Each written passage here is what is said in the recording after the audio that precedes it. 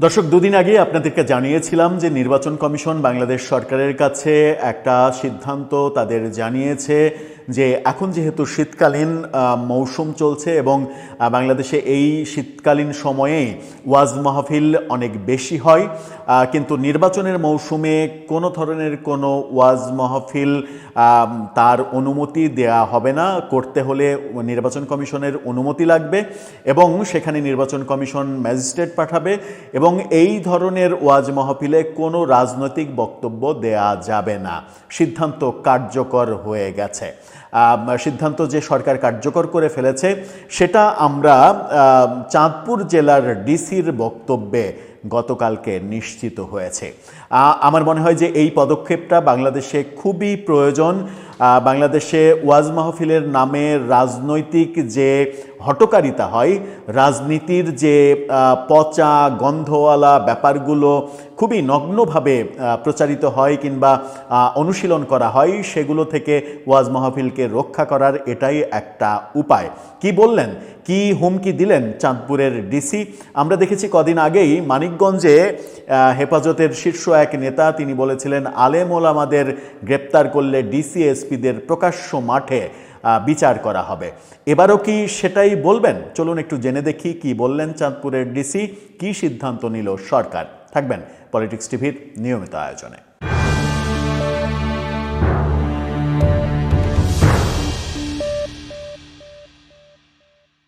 দর্শক, বলছিলাম ওয়াজ মাহফিলের নামে রাজনৈতিক কথোপকথন চলবে না, এটা সিদ্ধান্ত নিয়ে ফেলেছে সরকার।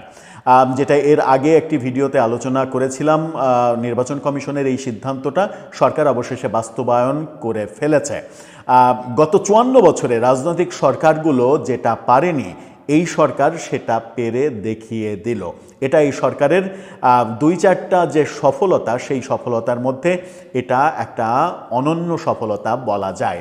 কারণ বাংলাদেশে ওয়াজের নামে কেউ কেউ, সবাই তো না, কেউ কেউ যেভাবে রাজনৈতিক বয়ান তৈরি করেন এবং ওয়াজে যেভাবে বিভিন্ন দলের পক্ষে বিপক্ষে কথা বলা হয়, কখনো বিষোদ্গার করা হয়, কখনো ধর্মের সঙ্গে রাজনীতিকে মিলিয়ে বেহেশতের টিকিট বিক্রি করা হয়, সেই ব্যাপারগুলো বন্ধ করার উদ্যোগ নিয়েছে সরকার। চাঁদপুরের ডিসি তার প্রমাণ দিলেন। ডেইলি স্টার এই খবরটা নিশ্চিত করছে। সেখানে বলা হচ্ছে ওয়াজের নামে রাজনৈতিক বক্তব্য দিলে গ্রেপ্তার চাঁদপুরের জেলা প্রশাসক। বলা যায় যে ওনার সাহস আছে। এই ধরনের বক্তব্য বাংলাদেশে দেয়া তো অনেক বড় সাহসের ব্যাপার। তিনি বলছেন ওয়াজ মাহফিলের নামে রাজনৈতিক বক্তব্য দিলে জরিমানা সহ তাৎক্ষণিক গ্রেপ্তার করা হবে, এরকম হুঁশিয়ারি তিনি দিয়েছেন। হাজীগঞ্জ উপজেলা পরিষদ মিলনায়তনে বৃহস্পতিবার আয়োজিত এক মত বিনিময় সভায় প্রধান অতিথির বক্তব্যে এই কথা তিনি বলেছেন। জেলা প্রশাসক বলেন, কোনো ওয়াজ মাহফিলে রাজনৈতিক বক্তব্য দেয়া হলে সঙ্গে সঙ্গে গ্রেপ্তার করা হবে, এ বিষয়ে কোনো ধরনের ছাড় দেয়া হবে না। তিনি এই ক্ষেত্রে প্রশাসনের জিরো টলারেন্স নীতির কথা উল্লেখ করেন। এ সময় তিনি হাজীগঞ্জ উপজেলার নির্বাহী কর্মকর্তা ইবনে আল জায়েদ হোসেনকে তাৎক্ষণিক নির্দেশনা দিয়ে বলেন বিষয়টি কঠোরভাবে তদারকি করতে হবে।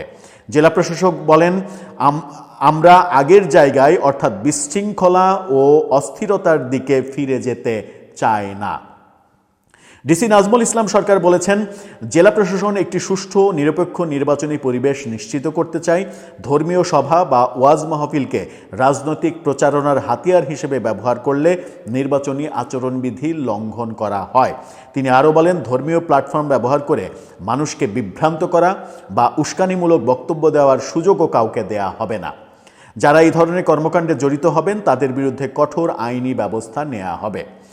জেলা প্রশাসক ডেইলি স্টারকে বলেছেন, গত এক সপ্তাহে তিনি অন্তত ৬ থেকে ৭টি অভিযোগ পেয়েছেন ওয়াজের নামে রাজনৈতিক বক্তব্য দেওয়ার বিষয়ে। হাজীগঞ্জে এসেও তিনি একই ধরনের প্রশ্নের মুখোমুখি হয়েছেন। তিনি বলেছেন, নির্বাচনী আচরণবিধি যাতে লঙ্ঘিত না হয় সেই কারণে আমি এ ধরনের বক্তব্যের বিষয়ে স্পষ্ট হুঁশিয়ারি দিয়েছি। আমার মনে হয় যে চাঁদপুরবাসী খুবই সৌভাগ্যবান যে এই রকম একজন মানে আত্মপ্রত্যয়ী ডিসি পেয়েছেন, যিনি কোনো ধরনের ভয় ডরবিহীন স্ট্রেট কার্ড বলে দিয়েছেন যে ধর্মের নামে রাজনীতির মানে চর্চা, মানে ধর্মীয় সভার নামে, ধর্মের নামে রাজনীতি তো অনেকেই করছে, সেটা তো আর মানে সেটার বিরুদ্ধে তো আর বলা যাবে না, সেটা থামানোও যাবে না, কিন্তু ধর্মীয় ওয়াজ মাহফিল আয়োজনের নামে সেখানে রাজনৈতিক বিষোদ্গার, কাউকে একেবারে বেহেস্তে পাঠিয়ে দেয়া আর কাউকে একেবারে জাহান্নামের চৌরাস্তায় পাঠিয়ে দেয়া, এই যে ব্যাপারগুলো হচ্ছে, এই ব্যাপারগুলো যেন না হয় সেই ব্যাপারে সরকারের সিদ্ধান্তটা এবার স্পষ্ট হয়ে গেল। সরকারকে এই জন্য অন্তত সাধুবাদ দিতেই হবে, কারণ ধর্মকে অবশ্যই পবিত্র এবং আত্মার জায়গায় আলাদা করে রাখতে হবে। এর সঙ্গে রাজনৈতিক কূটকৌশল এবং রাজনৈতিক যে হীনমন্যতা সেগুলো যদি ঢুকে যায়, তাহলে ওয়াজ মাহফিলে যে সকল সাধারণ মানুষ ওয়াজ শুনতে আসেন তাদের সাধারণ মস্তিষ্ক খুব সহজেই প্রভাবিত হয় এবং ভিন্ন দিকে ধাবিত হতে পারে। দর্শক, এ ব্যাপারে আপনার মতামত জানিয়ে লিখতে পারেন আমাদের কমেন্ট বক্সে।